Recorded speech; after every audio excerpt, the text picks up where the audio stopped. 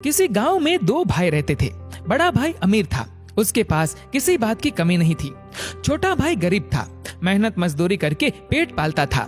एक दिन दोनों भाइयों में बहस होने लगी।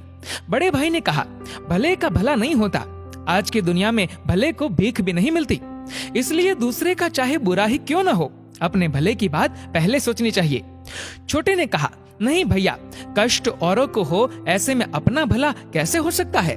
बड़े ने कहा, चल हम गांव में लोगों से पूछ लेते हैं, तेरी बात सही निकली तो मेरे पास जितना धन है वह सारा तेरा, और मेरी बात सही निकली तो जो तेरे पास है वह सब कुछ मेरा। छोटे ने कहा, ठीक है चलो, और दोनों गांव में निकल गए। गांव में पहुंचकर एक से पूछा, दो से पूछा, तीन से पूछा। सभी लोग यही कहने लगे कि आजकल भलाई का जमाना ही नहीं रहा, भलाई करने वाला तो भूखा मरता है, भले आदमी का कहीं गुजारा नहीं होता, और जो बुरी राह पर चलता है वह खूब फलता फूलता है, धन धान्य से सुखी रहता है। अब छोटे भाई के पास जो खेत का छोटा टुकड़ा था वह भी शर्त में हार गया। अब वह दाने दाने को मोहताज हो गया। बीवी बच्चे भूखे मरने लगे, खाने को कोई उधार भी नहीं देता था। वह अपने बड़े भाई के पास गया चावल उधार लेने के लिए। सोचा बड़ा भाई है, वह दे देगा। उसने बड़े भाई से कहा, भैया 10 किलो चावल दे दो, घर में अन्न का दाना तक नहीं है, बच्चे भूखे मर रहे हैं। बड़े भाई ने तुरंत कहा, पैसे दे दो और जितना चाहे चावल ले जाओ। छोटे ने कहा, पैसे तो नहीं है। इस पर बड़े भाई ने कहा, तो फिर अपनी एक आंख दे दो। छोटे ने सोचा मजाक कर रहा है, चावल के बदले आंख तो नहीं लेगा, पर बड़े ने चावल के बदले एक आंख निकलवा ली और 10 किलो चावल दे दिए। ये देखकर उसके बीवी बच्चे रोने लगे, तुमने ये क्या कर दिया। थोड़े दिन तो आराम से निकले, फिर अनाज खत्म हो गया। छोटा भाई हार कर फिर बड़े भाई के पास गया। उससे अपने भूख से बिलखते हुए बच्चे नहीं देखे जा रहे थे। बड़े ने फिर कहा, दूसरी आंख दे दो, चावल ले जाओ। छोटे ने दूसरी आंख भी निकलवा दी और चावल ले आया।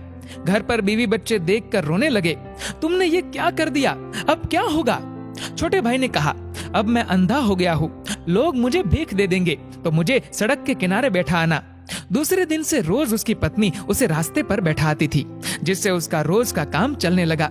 एक दिन उसे बैठे बैठे बहुत देर हो गई। उसकी पत्नी उसे लेने के लिए नहीं आई।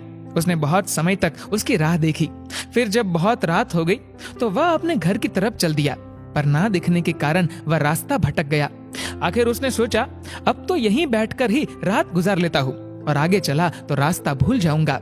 वह एक पेड़ के नीचे बैठ गया। कुछ समय पश्चात पेड़ से आवाज आने लगी और तभी एक तूफान सा आया। दरअसल ये भूत थे। चारों में से एक उनका सरदार था। भूत बहुत खुराफाती थे।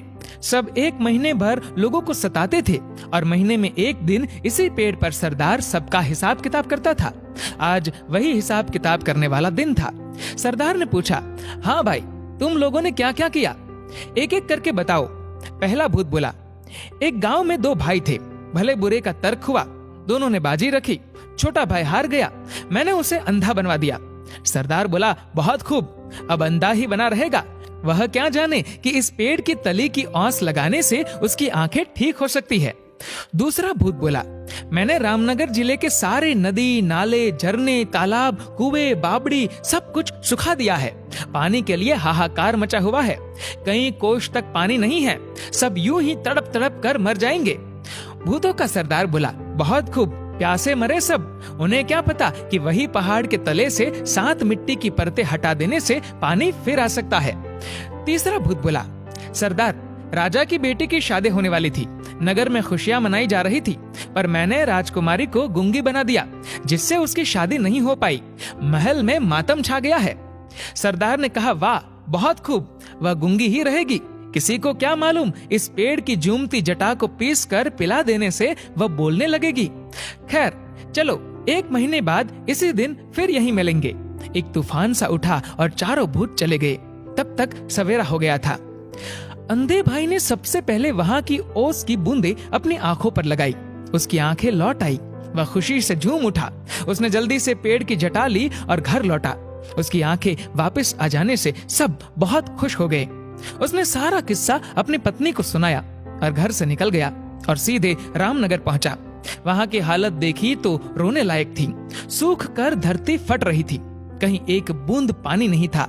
हाहाकार मचा हुआ था। उसने पहाड़ के नीचे से मिट्टी की 7 परतें निकाली ही थी कि फिर कुएं, तालाब और झीलों में पानी ही पानी हो गया। वहां के राजा ने उसे अपार धन दिया। फिर वह राजा के महल में जा पहुंचा। जाते ही उसने कहा, महाराज, मैंने सुना है कि राजकुमारी गूंगी हो गई है, मैं उन्हें ठीक कर सकता हूँ।